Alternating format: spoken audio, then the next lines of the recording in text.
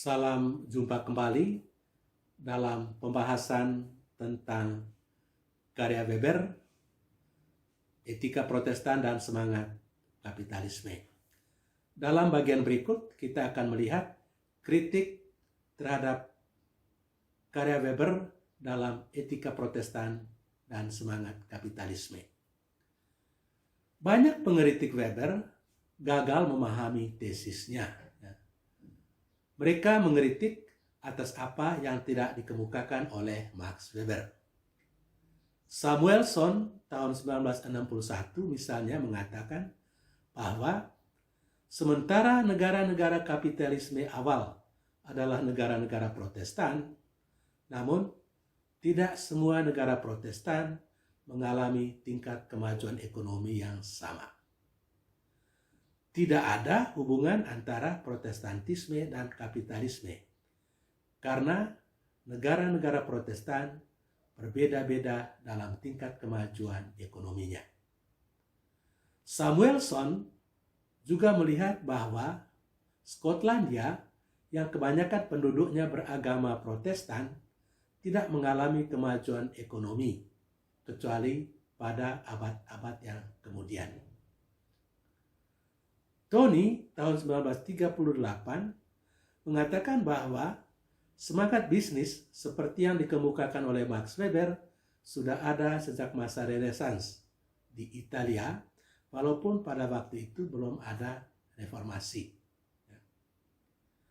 Kritik-kritik ini sama sekali tidak memperhatikan tesis Weber yang mengatakan bahwa Calvinisme bukan satu-satunya pendorong kemajuan kapitalisme di Eropa Barat, melainkan cuma salah satu faktor saja atau salah satu variabel saja. Berarti ada variabel-variabel lain. Dengan kata lain, Weber mengakui adanya Calvinisme tanpa kapitalisme dan sebaliknya ada juga kapitalisme tanpa Calvinisme. Salah satu kelemahan yang paling menonjol dalam tesis Weber adalah tidak adanya data empiris yang mendukung pernyataannya. Marshall menunjukkan kelemahan tesis Weber secara empiris. Menurut dia, Max Weber mestinya menunjukkan hal-hal berikut secara empiris untuk membenarkan tesisnya. Sebelum dia membuat klaim, dia harus membuktikan dengan data-data hal-hal berikut. Pertama, para pemeluk Calvinisme selalu berperilaku sesuai dengan etika Protestan yang harus dibuktikan dengan data-data penelitian. Kedua, orang-orang yang tidak beragama Protestan memiliki perilaku yang berbeda dari orang-orang Protestan. Hal itu juga harus dibuktikan dengan data penelitian. Ketiga, para pengusaha atau kaum kapitalisme awal adalah orang-orang Protestan yang juga harus dibuktikan dengan data. Keempat, para pengusaha sangat dipengaruhi oleh semangat kapitalisme. Jadi para pengusaha yang disebutkan oleh Weber itu sangat dipengaruhi oleh semangat kapitalisme. Itu juga harus dibuktikan dengan penelitian. Kelima, semangat itu sungguh-sungguh berasal dari Calvinisme dan bukan dari sesuatu yang lain. Misalnya, karena mereka itu adalah orang-orang minoritas. Berikut, mereka berbisnis seturut semangat kapitalisme dan bukan berdasarkan faktor-faktor lain yang juga harus dibuktikan dengan data-data penelitian. Dalam kenyataannya, Max Weber tidak pernah mengumpulkan data-data empiris mengenai hal-hal tersebut. Marshall kemudian menguraikan hal-hal tersebut dalam konteks abad 16 dan 17 di Skotlandia. Dalam penelitiannya itu, dia menemukan bahwa ajaran agama yang disampaikan oleh Calvinisme di Skotlandia pada abad-abad lalu itu sama seperti yang disampaikan oleh Weber. Para pebisnis menjalankan bisnis dengan semangat kapitalisme. Marshall menunjukkan beberapa bukti bahwa semangat mereka menjalankan bisnis berasal dari Calvinisme. Menurut Marshall, dalam konteks Skotlandia,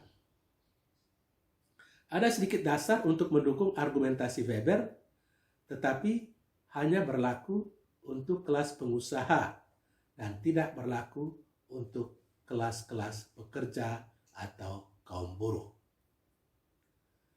Dalam karyanya yang lebih kemudian, tahun 82, Marshall mengemukakan bahwa Weber sendiri tidak pernah memberikan data empiris untuk mendukung studinya sebagaimana telah dilakukannya dalam kasus Skotlandia.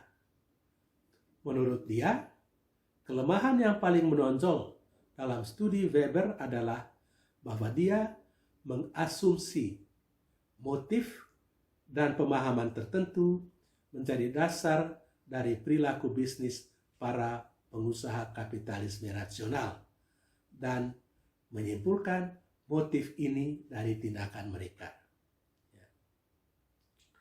Weber tidak menunjukkan motif-motif kaum kapitalisme awal yang tidak disimpulkan dari tindakan mereka.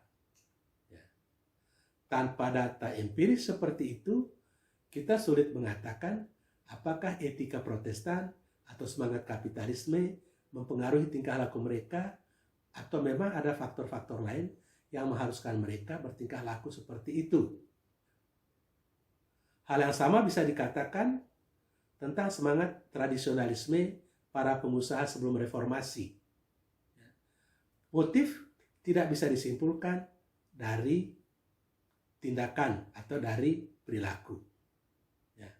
Mestinya dia harus buat survei tentang motivasi yang mendorong mereka dalam berbisnis, baik dalam pebisnis tradisional maupun pengusaha atau pebisnis dalam kapitalisme barat.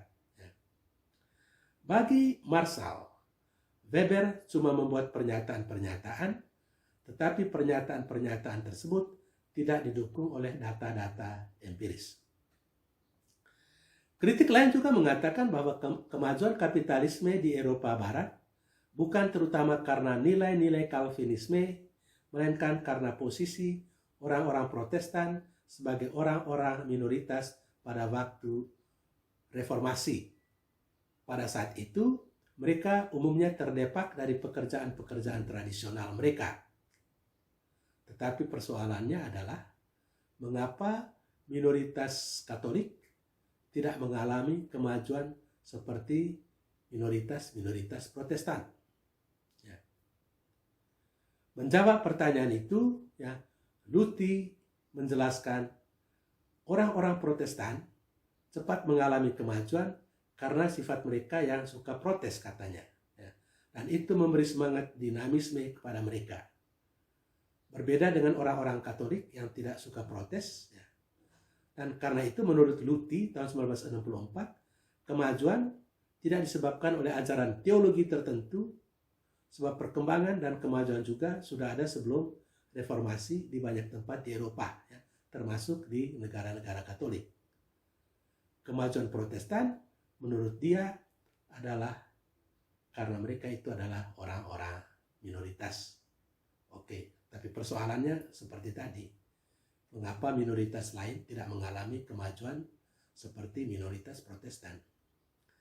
Sebagai jawaban atas kritik-kritik itu, kita hanya bisa mengatakan bahwa Max Weber tidak mengatakan bahwa Protestantisme atau Calvinisme tidak dianggap sebagai variabel satu-satunya yang mempengaruhi kebangkitan kapitalisme di Eropa Barat, melainkan salah satu variabel yang menyebabkan kemajuan ekonomi karena ada kecocokan antara apa yang diajarkan di dalam Calvinisme dan semangat kapitalisme.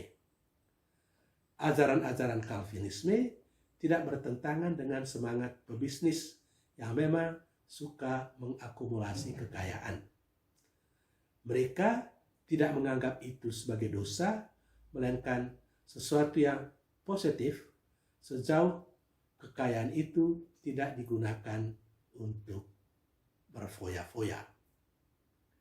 Itu kira-kira beberapa kritik terhadap karya Weber, Etika Protestan dan Semangat Kapitalisme, dan komentar penutup tentang tesis Weber bahwa kebangkitan kapitalisme di Eropa Barat tidak disebabkan oleh variabel tunggal Calvinisme, melainkan Calvinisme telah turut menciptakan kebangkitan kapitalisme.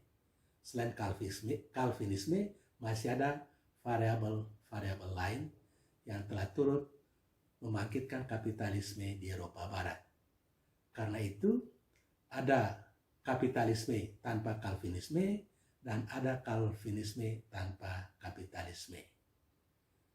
Saya kira demikian pembahasan tentang agama dalam perspektif Max Weber. Sekian dulu, terima kasih, sampai jumpa.